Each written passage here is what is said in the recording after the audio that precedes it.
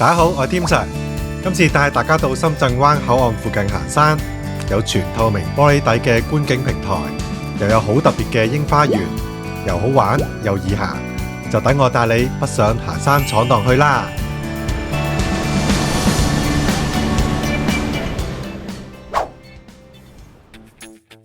睇之前記得撳着個鐘仔同訂閱喎。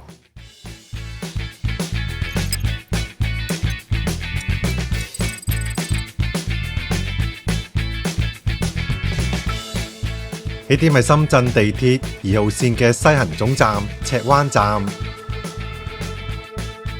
佔完寬闊嘅行人路行1公里，就會踏入港灣生活小區，跟住穿過小區到另一邊嘅赤灣櫻花園，就會見到一卡粉紅色好浪漫嘅櫻花列車。行到公園嘅盡頭，抬頭一望就會見到玻璃觀景平台，全透明嘅玻璃底觀景平台，行起上嚟都幾震撼㗎。接下嚟去到小南山嘅南門，登上小南山，山上嘅風景主要係赤灣港，山頂有一座古蹟赤灣煙墩，亦係小南山嘅山頂。隨後沿樓梯落山，部分係寬闊嘅石屎路，出口係小南山嘅東門，最後就可以直接打滴滴離開，或者行返去赤灣站都得。全程只係4.9公里，需時約2小時，係一個好近深圳灣口岸嘅影相行山嘅好去處。唔想上山嘅都可以直接去玻璃觀景平台同赤灣櫻花園純影相打卡，玩樂一番。順路喺深圳灣口岸吃喝玩樂時，不妨加插呢個景點玩下。呢條小南山嘅地圖 GPS 檔可以掃描呢度下載。首先搭深圳地鐵2號線到西行嘅總站赤灣站落車，喺 B 出口離開後，出口仲係一個地盤嚟㗎。跟住要靠右上行人天橋，沿天橋上到頂，一直行就可以去到大馬路㗎喇。然後就右轉，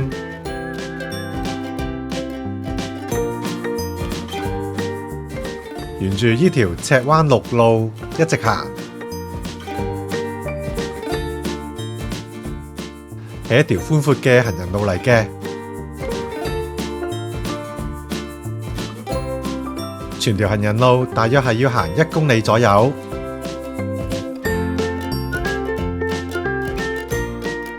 當中要過幾條馬路，見馬路過馬路就得啦。但要注意燈號，唔好違規啊！途中左邊會經過非常龐大嘅天后廟博物館，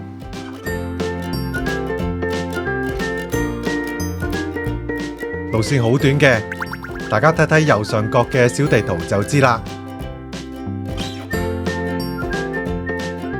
就係呢個位置，如果前面係冇修路嘅話，其實係可以直行嘅，唔使過馬路到另一邊。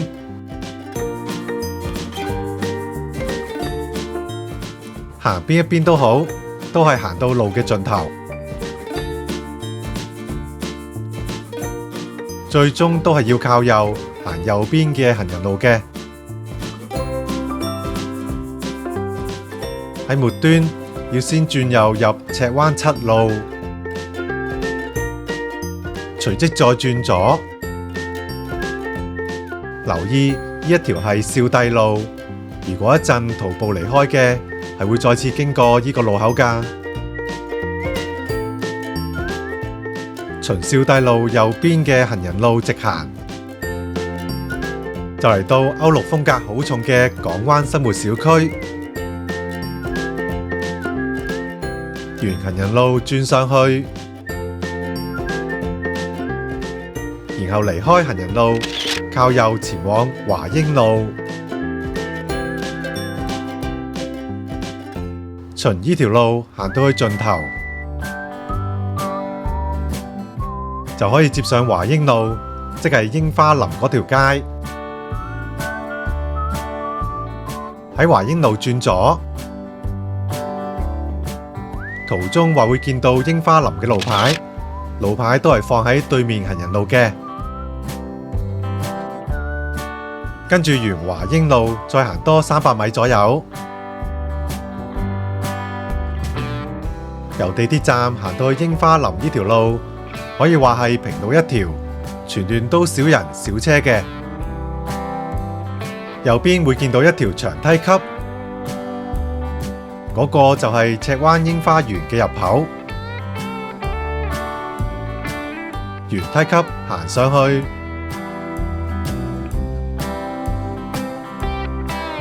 冇耐就會見到櫻花列車，列車之下都係櫻花樹嚟㗎。花期約係2月下旬至到3月上旬左右啦。櫻花列車嘅外形似係一架山頂纜車，一身粉紅色嘅裝扮，好有少女味。遊人係可以進入櫻花列車嘅，內裏仿似係一卡餐車嘅模樣。若非花期，閒日係一個人都冇㗎，想點樣玩點樣影都得。一架列車已經可以玩到不亦樂乎，盡情玩夠影飽先至走。跟住從另一邊離開，靠右行，喺公園內行就得，唔使返回馬路嘅。只要跟住路牌前往玻璃景觀平台嘅方向行。喜歡嘅行上行落都得，呢條只係捷徑。大家大可以一邊玩住公園設施，慢慢行過去。基本上都只係一條路嘅啫，沿住公園嘅路不斷行就得。嚟到去呢個位置，就唔好再往下走啦。開始要向上行，行錯嘅話就要兜遠好多路㗎啦。途中會經過一個木嘅觀景平台，跟住只要向前望，就會見到玻璃觀景平台㗎啦。就喺上方較高嘅位置，大家應該明白點解要向上行啦。橙色呢一條長梯級就係行上玻璃觀景平台嘅樓梯啦。沿棧道式嘅梯級行上去，一步一步行上頂。大街樓下都應該見到大概有幾高㗎啦，大約就係7層樓嘅高度。可以留意一下左下角嘅海拔高度圖，梯級底嘅海拔係100米，而玻璃觀景平台就約係123米，高度相差約23米，即係約7層樓嘅高度。相比平時行嘅山，呢個高度應該係易如反掌嘅。全玻璃底觀景平台非常通透，好乾淨，行起上嚟好震撼，可謂一步一驚心。畏高嘅朋友要審慎考慮係咪上嚟啊，因為真係會腳軟㗎。咁靚嘅玻璃觀景平台，竟然一個人都冇，可以任玩。影完相就由另一邊離開，返回山下面嘅公園，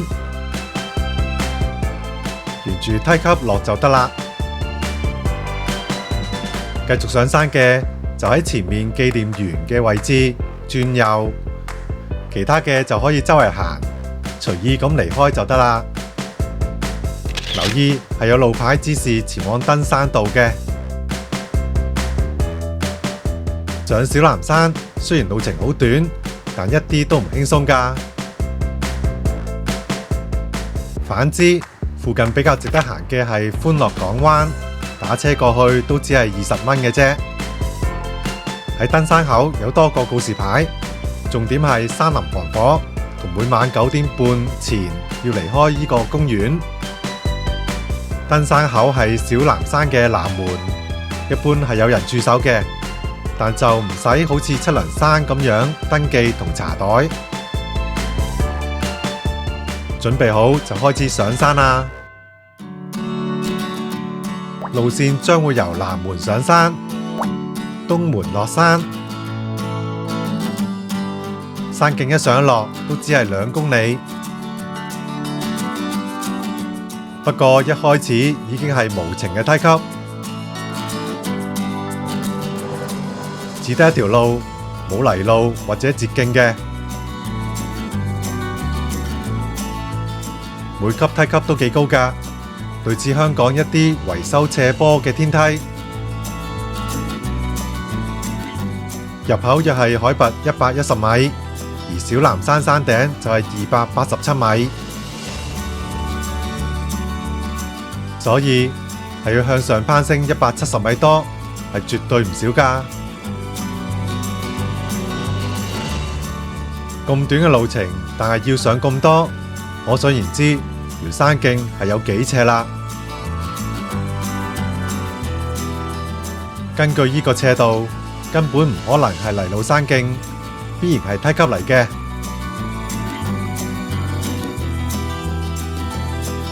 沿路冇標距柱，但梯級每100級都有刻度。全程上山大約係800幾級。喺500級後有一個休息區，景觀係赤灣港，就似係一個細版嘅鹽田港。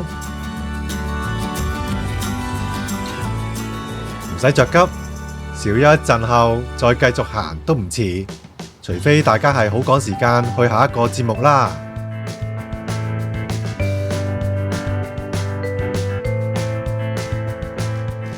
唔經唔覺就已經行咗600級。只要再上多少少，轉個彎就會見到一個小觀景台。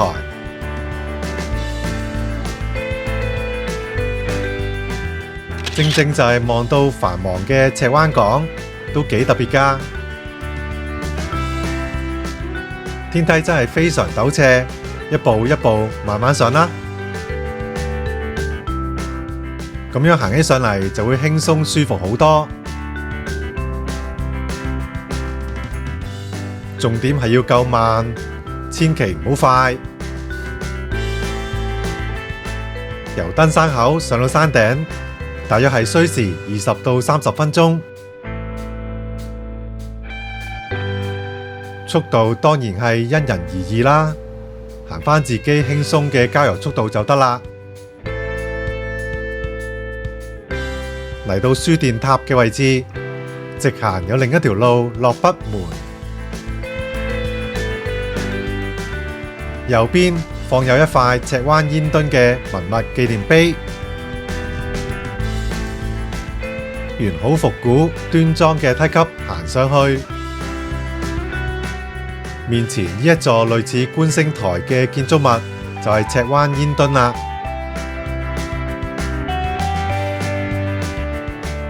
右邊會見到萬里紀念像，萬里其實係昔日喺南山煙墩戰死沙場嘅手語。另有一塊好長嘅石碑，講解赤灣嘅歷史，有興趣嘅可仔細咁樣睇下。赤灣煙墩好大座嘅，從左邊走上去，